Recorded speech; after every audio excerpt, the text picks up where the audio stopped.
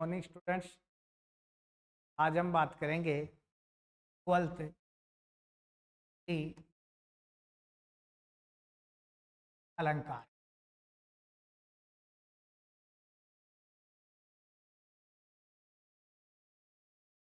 व्याकरण का तो मैंने पूर्व क्लास में 12th का सिलेबस बताया था, उसमें व्याकरण में महत्वपूर्ण टॉपिक आता है अलंकार। 12th क्लास में 11th में दोनों में अलंकार का महत्व है। अलंकार जो 12th क्लास के सिलेबस में दे रखे हैं, हम अभी तो उन्हीं की बात करेंगे, जिसमें पहला है अनुप्रास, दूसरा यमक, तीसरा क्लेश,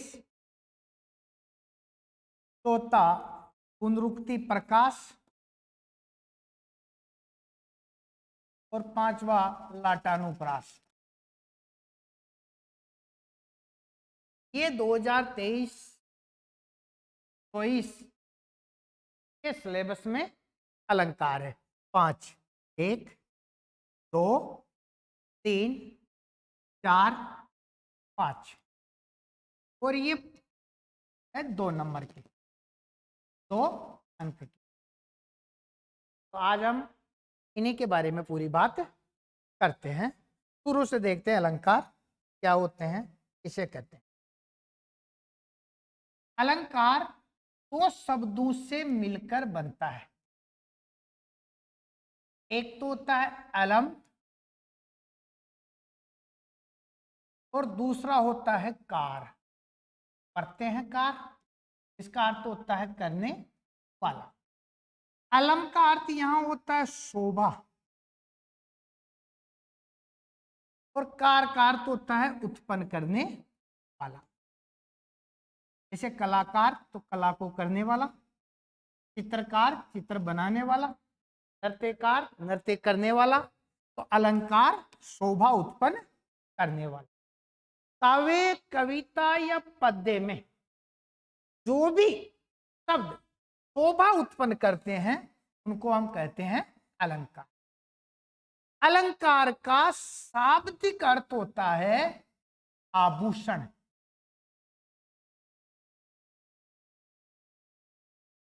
क्योंकि आभूषण का अर्थ और अलंकार का अर्थ दोनों एक ही है। आभूषण का अर्थ भी होता है भूषित करने वाला और भूषित का भी अर्थ होगा वही शोभा करने वाला। जिस प्रकार कोई नायिका आभूषण पहनकर अपनी शोभा को और बढ़ाती है, तो काव्य और कविता में अलंकारों का प्रयोग करने से उस काव्य और कविता में एक नया चमत्कार उत्पन्न होता है, उसकी शोभा और ज्यादा बढ़ती है। तो अलंकार और आभूषण ये दोनों एक दूसरे के पर्याय है, जिनका दोनों का अर्थ होता है शोभा उत्पन्न करने वाला। तो एक बार प्रश्न पूछ लिया था कि अलंकार का शाब्दिक अर्थ क्या होता है, तो अलंकार का शाब्दिक अर्थ होता है आभूषण। और यानी कि दोनों का अर्थ तो एक ही, भूषित करने वाला या शोभा बढ़ाने वाला। अलंकार अलंकार हिंदी या सामान्यतः 3 प्रकार के होते हैं। शब्दालंकार, अर्थालंकार और उभयालंकार। संस्कृत में अलंकारों को 3 रूप में पढ़ा जाता है। हिंदी में अलंकारों की संख्या मानी गई है 2, केवल शब्दालंकार और अर्थालंकार। क्योंकि उभयालंकार का अर्थ ये होता है कि काव्य कविता की शोभा या तो शब्दों के रूप में बढ़ जाए या उसकी अर्थ के रूप में बढ़ जाए, तो इसलिए इसको उभयालंकार है। तो उभयालंकार इन दोनों का काम करता है, इसलिए हिंदी में इसको नहीं माना गया। संस्कृत में जरूर उभयालंकार पढ़ते हैं। हिंदी में 2 अलंकार पढ़े जाते हैं, शब्दालंकार, अर्थालंकार। या तो शब्दों की काव्य कविता की शोभा शब्दों के प्रयोग से होगी और या फिर उसके अर्थ करने से उत्पन्न होगी। तो इसलिए अर्थ से उत्पन्न हो तो अर्थालंकार और शब्दों से उत्पन्न हो तो शब्दालंकार। तो काव्य के शोभा कारक तत्व अलंकार कहलाते हैं। और अगर शब्दों के रूप में शोभा बढ़ाई जाए तो वो शब्दालंकार, और अर्थ के पश्चात उसकी शोभा में चमत्कार उत्पन्न होता है तो वह अर्थालंकार होता है। 12th सिलेबस में पहला अलंकार दे रखा है अनुप्रास। इसकी बात, अनुप्रास अलंकार। अनुप्रास में अनु उपसर्ग है। अनुकार तो होता है पीछे, अनु जैसे अनुज छोटा भाई पीछे जन्म लेने वाला, अनुचर पीछे चलने वाला। तो अनुकार तो होता है पीछे, प्रास का अर्थ यहां हुआ वर्ण, यानी कि एक वर्ण के बाद एक वर्ण, फिर एक वर्ण, फिर एक वर्ण, यानी कि वर्णों की आवृत्ति अगर बार बार होती है तो अलंकार होता है अनुप्रास। काव्य कविता पद्य में एक ही वर्ण की आवृत्ति अनेक बार हो तो अलंकार वहां पर होगा अनुप्रास अलंकार। जैसे उदाहरण देखिएगा, अनुप्रास के उदाहरण ये भेद देखेंगे अपन। पहला है छेकानुप्रास, दूसरा कर्त्युनाप्रास, तीसरा लाटानुप्रास, चौथा प्रत्युनाप्रास और पांचवा अंत्यानुप्रास।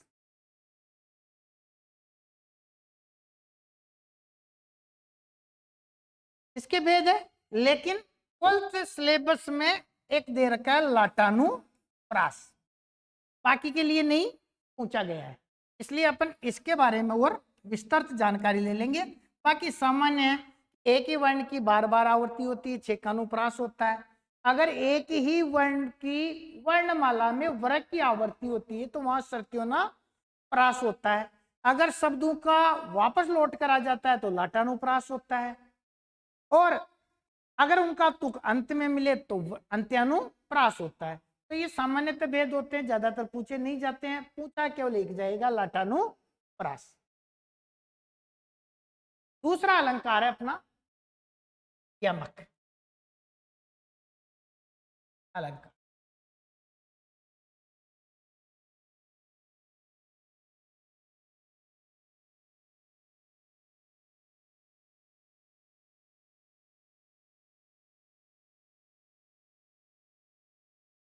यमक अलंकार में एक ही शब्द की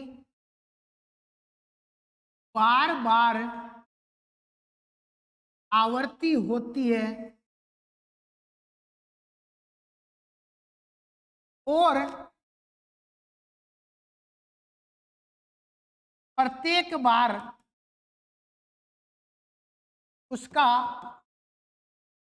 भिन्न भिन्न अर्थ निकलता है, अर्थ निकलता है।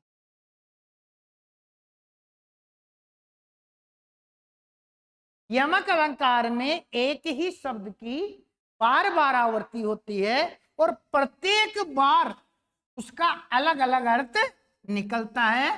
तो ऐसे पद्य में, ऐसे काव्य में अलंकार होता है अपना यमक अलंकार। उदाहरण देखिएगा, यमक के उदाहरण।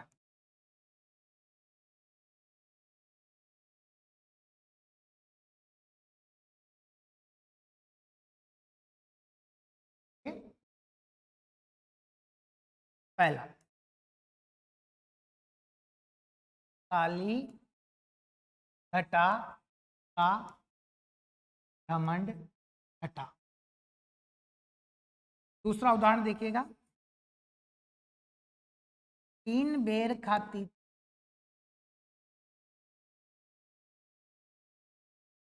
3 बेर खाती है।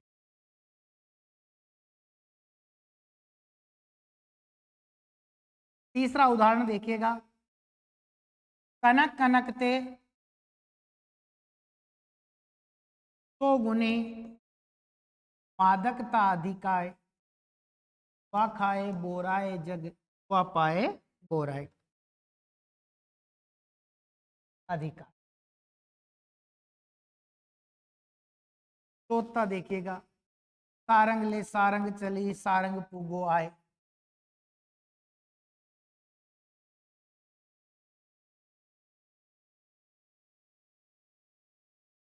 सारंग चली, सारंग पुगो आए। तो इन 4 उदाहरणों में देखिएगा, पहले उदाहरण में है काली घटा का घमंड घटा। घटा घटा 2 बार आया। एक घटा का अर्थ होता है बादल और दूसरे घटा का अर्थ होता है कम होना। तो अलंकार 2 बार आए, 2 बार घटा आया और दोनों बार अर्थ अलग अलग हुआ, अलंकार यमक होगा। 3 बेर खाती थी, वो 3 बेर खाती है। एक बेर यानी फल और एक बेर यानी समय।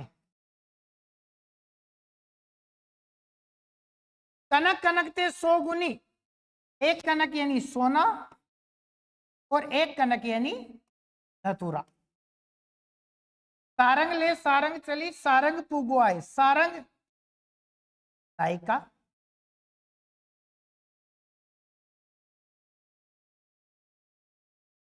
एक सारंग कलश, एक सारंग बादल। सारंग के बहुत अर्थ है, सारंग ले सारंग चली, सारंग पुगो आए, सारंग ले सारंग में, सारंग सारंग माए भी होता है। दूसरे उदाहरण में अपन है तो सारंग, सारंग ले सारंग उड्यो, सारंग पुगो आए, सारंग ले सारंग में, सारंग सारंग जाए। तो ऐसे सारंग के अनेक अर्थ है। तो जहां पर एक ही शब्द के अनेक अर्थ है तो वहां पर अलंकार अपना यमक अलंकार। यमक अलंकार 2 प्रकार का होता है। यमक अलंकार के 2 भेद होते हैं। एक तो होता है अभंग यमक और एक होता है अभंग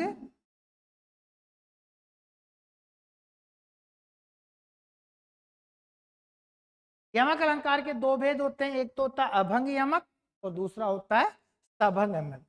भंग यानी टूटना।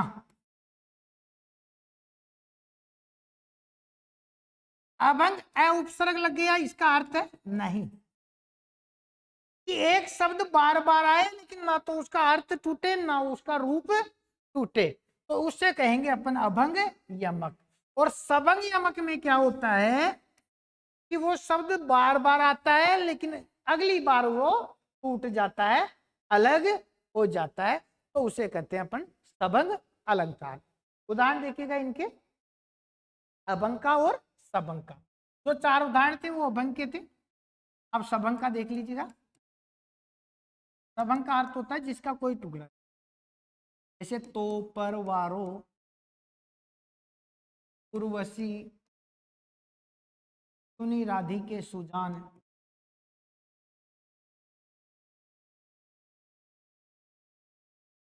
तू मोहन के उर्वशी, तू मोहन के उर्वशी हवे उर्वशी समान।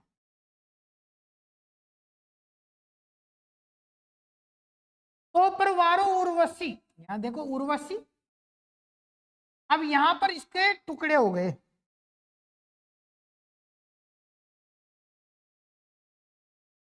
एक उर अलग हो गया और वसी अलग हो गया, तो इसका अर्थ हो गया सबंग, कि पहले शब्द एक रूप में आया था, अगली बार आया तो उसका विच्छेद हो गया, उसके भाग हो गए, 2 भाग हो गए, तो इसलिए इनको कहा जाता है सबंग यमक। और अभंग में तो कोई टुकड़ा नहीं होता है।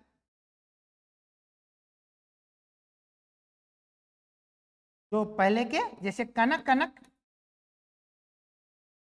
ते 100 गुनी मादकता अधिकाय व खाए बोराए जग व पाए बोराए। तो ये कनक भी पूरा आया था, आगे कनक भी पूरा मिला है, इसलिए इन दोनों में कोई टुकड़े नहीं होते, इसलिए इसको अभंग कहते हैं, और जिसमें टुकड़े हो जाए उसको सबंग